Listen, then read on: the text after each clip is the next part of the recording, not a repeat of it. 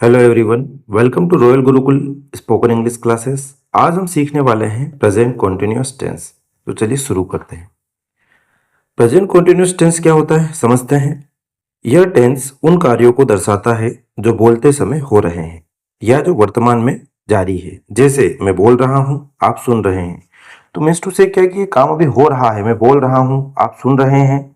Okay, अगर आप इस वीडियो को देख रहे हैं, ठीक है, तो ये काम हो रहे हैं। तो यही क्या है, हमारा प्रेजेंट कॉन्टिन्यूअस टेंस है। इसे प्रेजेंट प्रोग्रेसिव टेंस भी कहा जाता है। ओके, प्रेजेंट कॉन्टिन्यूअस टेंस को प्रेजेंट प्रोग्रेसिव टेंस भी कहा जाता है। अब इसकी पहचान देखते हैं, पहचान क्या होती है। सो इन वाक्यों के अंत में अक्सर रहा हूं, रही है, रहे हो, रहे हैं आता है। ठीक है, रहा है, रही है, रहे हैं, ऐसे शब्द आते हैं। अब बात करें इसके स्ट्रक्चर की, तो काफी सिंपल सा स्ट्रक्चर है। अफर्मेटिव स्ट्रक्चर अगर इसका देखा जाए, subject plus is am are plus V1 plus ING। Okay, verb की फर्स्ट फॉर्म के साथ ING लग जाएगा, या फिर हम इसको V4 भी बोल सकते हैं डायरेक्टली।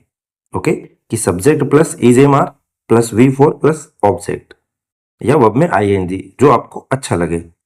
नेगेटिव की बात की जाए, नेगेटिव स्ट्रक्चर की, नकारात्मक वाक्य की, तो यहां पर हम हेल्पिंग वर्ब के बाद नोट लगाते हैं।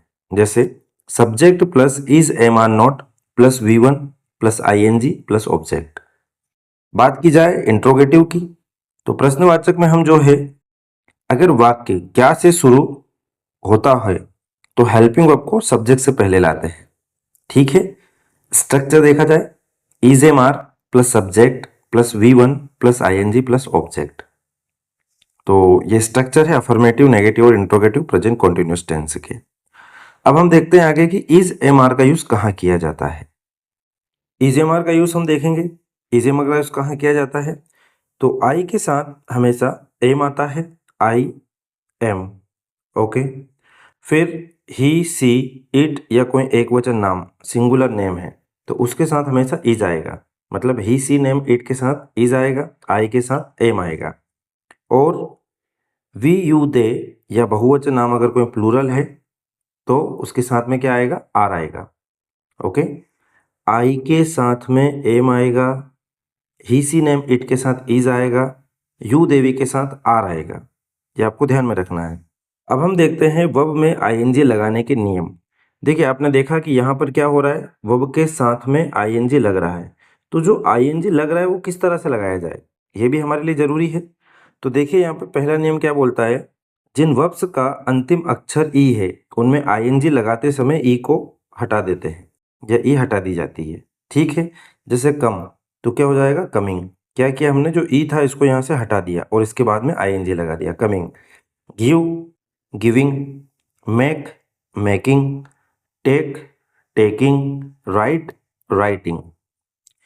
सेकेंड नियम हमारा क्या कहता है कि जिन वर्ब्स के अंत में डबल ई या वाई ई होते हैं, शब्दों में ING लगाते समय अंतिम ई नहीं हटाते हैं। जैसे SEEC, अब इसमें क्या आ रहा है, डबल ई आ रहा है, तो डबल ई आ रहा है तो ऐसी कंडीशन में नहीं हटेगा, सीधा ING लग जाएगा, सिंग।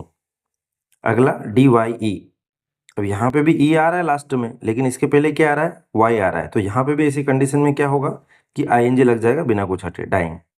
ओके, पहला नियम क्या कहता है कि अगर ई आएगा तो ई को हटा करके ING लगाएंगे लास्ट में।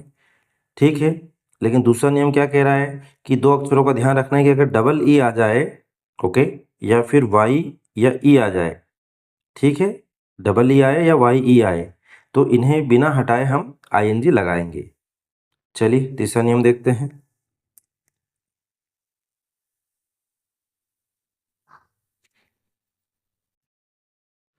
तीसरा नियम हमारा कहता है, जिन वर्ब्स के अंत में कोई एक ही व्यंजक कॉन्सोनेंट हो और उससे पहले कोई एक ही स्वर ओवेल AEIOU हो, तो ऐसे शब्दों में ING लगाते समय अंतिम अक्षर डबल हो जाता है।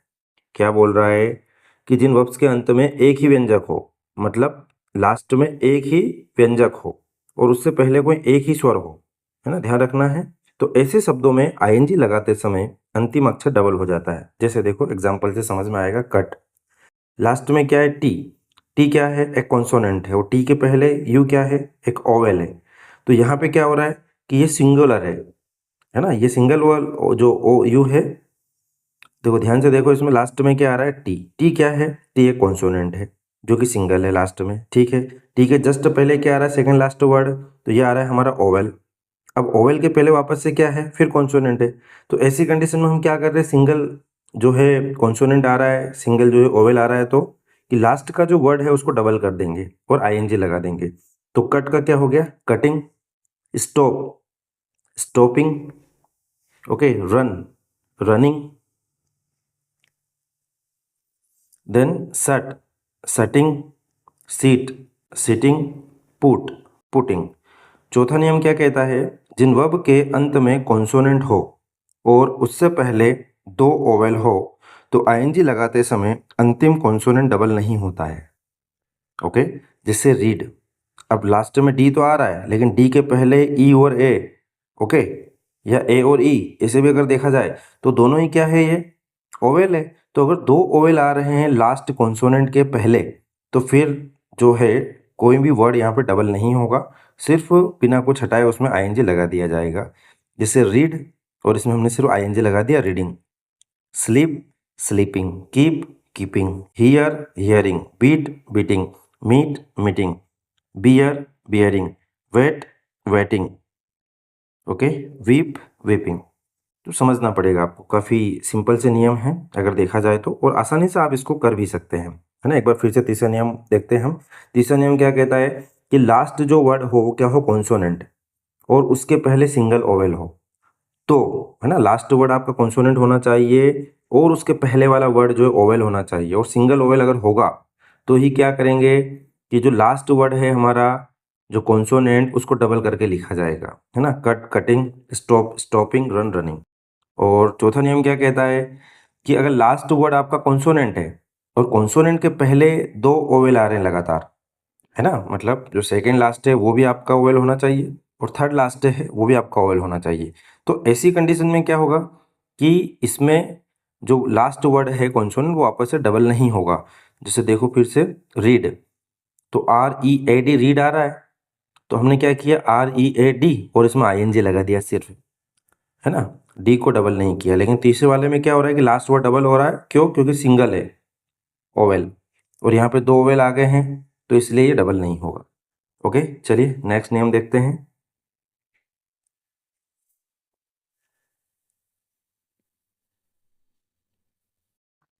देखिए, फिफ्थ हमारा नियम है, जिन वर्ब्स के अंत में वाई या डबल एल हो उनमें आईएनजी लगाते समय वाई या डबल एल नहीं हटाया जाता है। क्या बोल रहा है कि जिन वर्ब्स के अंत में वाई या डबल एल हो उनमें आईएनजी लगाते समय वाई या डबल एल नहीं हटाया जाता है। जैसे कॉल, तो इसका हो जाएगा कॉलिंग। सेल, तो selling. Tell, telling. Kill, killing. Cry, crying. Buy, buying. Fly, flying. Play, playing. ठीक है, वाई या डबल एल आए तो उसमें आईएनजी लगाते समय वाई या डबल एल नहीं हटाएंगे, सीधा लगाएंगे। ओके, छठा नियम, जिन वर्ब्स के अंत में आई हो तो उनमें आईएनजी लगाते समय आई ई वाई में बदल जाता है। देखो ये थोड़ा सा अलग नियम है, ध्यान से देखो। जिन वर्ब्स के अंत में आई ई क्या आए, आई ई आए, जैसे लाई, तो लाई का हमने क्या किया कि जब इसका हमने आईएनजी फॉर्म बनाया तो आई ई को हटा करके L Y I N G कर दिया, है ना, वाई के साथ आई एन जी लगा दिया, आई हट गया। ठीक, डाई, डाइंग।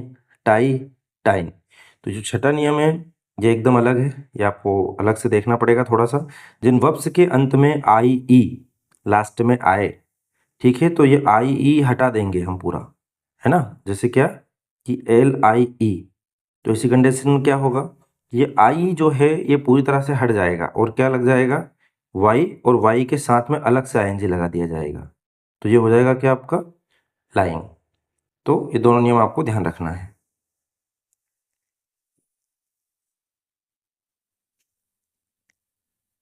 देखिए सातवां नियम क्या कहता है कि जिन वर्ब्स के अंत में एन होता है और उससे पहले कोई भी ओवेल हो तो अंतिम अक्षर एन डबल नहीं होता है। जैसे ओपन, ओपनिंग।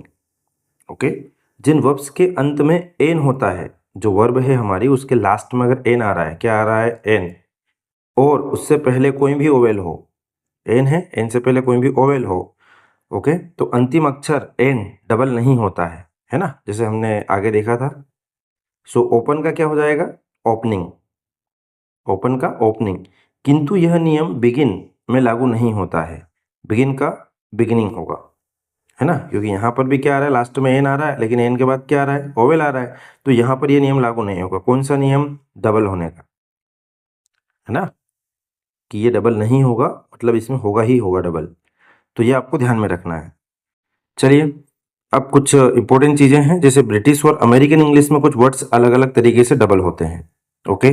एग्जाम्पल के लिए ट्रेवल, तो ट्रेवल का इसमें देखो आप TRAVELLING ट्रेवलिंग होता है, ये ब्रिटिश इंग्लिश में होता है, और TRAVELING ट्रेवलिंग ये अमेरिकन इंग्लिश में होता है। तो हमारे यहाँ पे भाई साहब मिक्स चलता है, तो कभी कभी हम ऐसे भी लिख देते हैं ट्रेवलिंग को, कभी कुछ लोग ऐसे भी लिख देते हैं, तो दोनों कंडीशन में ये गलत नहीं है। अगला है आपका कैंसल, कैंसल कैंसलिंग या फिर कैंसलिंग, बात वही है, लेकिन ब्रिटिश में क्या हो रहा है, डबल एल आ रहा है और यहाँ पे सिंगल एल आ रहा है, इसमें भी डबल एल आ रहा है और यहाँ पे सिंगल एल आ रहा है। मॉडल, मॉडलिंग, ये ब्रिटिश में आपका इस तरह से होगा, एंड मॉडलिंग अमेरिकन में आपका इस तरह से होगा, ठीक है। मीन्स टू से क्या कि इसमें आपका डबल एल आ रहा है, ब्रिटिश में सभी में डबल एल कर रहे हैं, और यहाँ पे क्या कर रहे हैं, सिंगल एल के साथ ING लगा रहे हैं, ओके, तो ध्यान रखना है इसका। अब हमने यहाँ पे कुछ सेंटेंस लिखे हुए हैं, चलिए देखते हैं। एकदम सिंपल से सेंटेंस है, जैसे पहला सेंटेंस है, मैं किताब पढ़ रहा हूं, तो मैं के लिए क्या आ गया, आई, और आई के साथ क्या आ गया, एम, आई एम। पढ़ने को हम बोल रहे हैं रीडिंग, आई एम रीडिंग। क्या पढ़ रहा हूं, a book, so I am reading a book. Simple सी बात है। अब इसका नेगेटिव बनाते हैं कि मैं किताब नहीं पढ़ रहा हूं, तो आई एम, और इसके बाद हमने लगा दिया note, I am note reading a book. फिर इंट्रोगेटिव में क्या मैं किताब पढ़ रहा हूं, तो क्या के लिए हमारा जो एम है, क्या वाला, ये वाला जो एम है, ये कहाँ आ गया, सब्जेक्ट से आगे, तो क्या हो गया, am I reading a book, question mark लग गया। सिंपल सी बात है। वह खाना बना रही है, तो वह के लिए सी, सी जो है सिंगुलर है, तो सी के साथ आ गया is, she is cooking a food, okay. वह खाना नहीं बना रही है, she is not cooking food. क्या वह खाना बना रही है, is she cooking food, okay. फिर से देखते हैं दोनों सेंटेंस को। मैं किताब पढ़ रहा हूं, I am reading a book. मैं किताब नहीं पढ़ रहा हूं, I am not reading a book. क्या मैं किताब पढ़ रहा हूं, am I reading a book. वह खाना बना रही है, सी इज कुकिंग फूड। वह खाना नहीं बना रही है, she is not cooking food. क्या वह खाना बना रही है, इज सी कुकिंग फूड। तीसरा सेंटेंस हमने लिया है, वे फुटबॉल खेल रहे हैं, वे के लिए आ गया आपका दे, और वे जो है, दे हमारा इंग्लिश में इसके लिए दे आया, ओके। और दे जो है वो क्या है, प्लूरल है, तो प्लूरल के साथ में लग गया are, they are, okay. Play means खेलना, ING लगा दिया, दे आर प्लेइंग फुटबॉल, वे फुटबॉल खेल रहे हैं। वे फुटबॉल नहीं खेल रहे हैं, so they are not playing football, are के बाद नॉट लगा दिया, नेगेटिव हो गया। क्या वे फुटबॉल खेल रहे हैं, आर दे प्लेइंग फुटबॉल। क्या वे फुटबॉल खेल रहे हैं, क्वेश्चन मार्क लगा दिया। बारिश हो रही है, देखिए ये हमेशा ध्यान में रखना है कि जब भी बारिश का सेंटेंस आएगा तो हमेशा इट से ही शुरुआत होगी। जब भी बारिश का सेंटेंस आएगा इसकी शुरुआत हमेशा इट से होगी, क्योंकि होता क्या है कि इसमें आपको बहुत प्रॉब्लम होती है, मोस्टली स्टूडेंट नहीं बना पाते हैं। तो हमेशा जब भी आए ध्यान बारिश का, ध्यान रखिए सेंटेंस का, तो इट से बनेगा। इट इज रनिंग, बारिश हो रही है। बारिश नहीं हो रही है, इट इज नॉट रेनिंग। क्या बारिश हो रही है, इज इट रेनिंग, ओके। फिर से दोनों सेंटेंस देखते हैं। वे फुटबॉल खेल रहे हैं, दे आर प्लेइंग फुटबॉल। वे फुटबॉल नहीं खेल रहे हैं, they are not playing football. क्या वे फुटबॉल खेल रहे हैं, आर दे प्लेइंग फुटबॉल। बारिश हो रही है, इट इज रेनिंग। बारिश नहीं हो रही है, इट इज नॉट रेनिंग। क्या बारिश हो रही है, इज इट रेनिंग। तो एकदम सिंपल से सेंटेंस है जो हमने देखे। चलिए आगे बढ़ते हैं। आगे हमारे पास यहाँ पे जो है 10 सेंटेंसेस है आपकी प्रैक्टिस के लिए, ओके। पहला सेंटेंस है, मैं आज अपने दोस्तों से मिलने जा रहा हूँ। दूसरा सेंटेंस है, क्या तुम अब फोन पर बात कर रहे हो। तीसरा है, वह आज बहुत अच्छा महसूस कर रही है। चौथा सेंटेंस, मैं इस वक्त ऑफिस में काम कर रहा हूँ। पांचवा सेंटेंस, क्या वह तुम्हारी मदद कर रही है। छठा सेंटेंस, हम तुम्हारा इंतजार नहीं कर रहे हैं। सातवां, बाहर बहुत तेज हवा चल रही है। एंड क्या तुम अब तैयार हो रहे हो? मैं अपनी गलती सुधारने की कोशिश कर रहा हूँ। 10वां, बच्चे बाहर शोर मचा रहे हैं। So there are 10 sentences. You have to translate into English and comment any one sentence. Okay. और साथ ही साथ अगर आपने अभी तक वीडियो को लाइक नहीं किया है तो वीडियो को लाइक करें, चैनल को सब्सक्राइब करें, वीडियो को शेयर करें अपने दोस्तों के साथ और हमें कमेंट करके बताएं ये वीडियो आपको कैसा लगा।